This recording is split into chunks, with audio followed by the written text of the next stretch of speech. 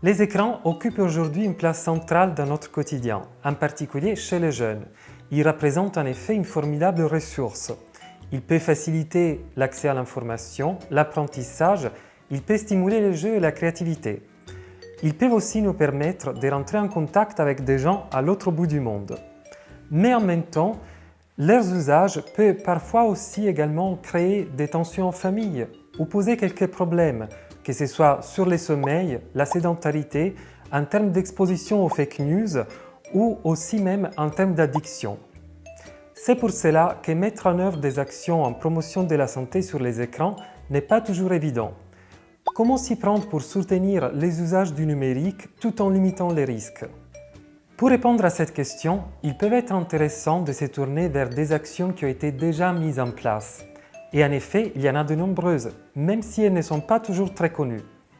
Comment les repérer et identifier celles qui pourront nous fournir un appui méthodologique dans la mise en place de nos actions? Et encore, comment être orienté sur les bonnes stratégies à adopter lorsque l'on veut mettre en place des actions en promotion de la santé sur les écrans?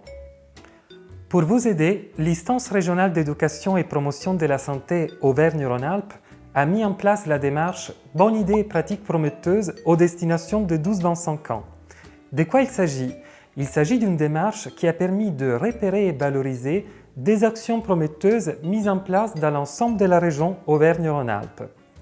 Ces actions ont été choisies à partir des critères sélectionnés et validés par un comité régional composé par 2 chercheurs et des professionnels de terrain en prévention et promotion de la santé. Elles appuient sur des principes d'intervention reconnus comme efficaces. En effet, ces actions se déploient sur plusieurs étapes, s'inscrivent dans la durée, touchent au public fragilisé et développent le pouvoir d'agir. Au cours de la démarche, nous avons repéré 65 actions. 15 ont été retenues par les comités régionaux comme particulièrement innovantes et prometteuses. Elles ont donc fait l'objet d'une démarche de capitalisation. Mais qu'est-ce que cela signifie? Ça signifie que nous avons interviewé les porteurs de ces actions et nous avons pu ainsi identifier les principes d'efficacité qui ont permis à ces actions de bien marcher. Ces principes sont l'implication des acteurs de terrain et des décideurs, la participation des publics, l'implication des acteurs dans leurs environnements et la temporalité du projet.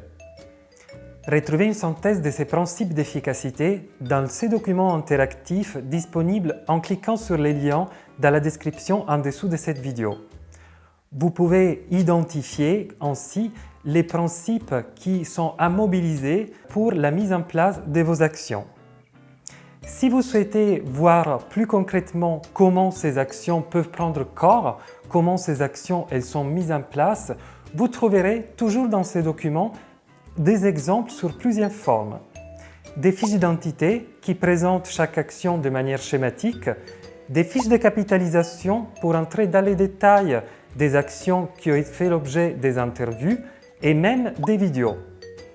Mais comment vous repérer dans ces documents?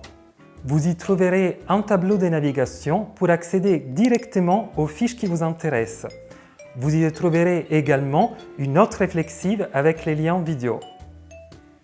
Laissez-vous inspirer par ces recueils d'actions, un véritable appui méthodologique à la mise en place de vos actions en promotion de la santé sur les écrans.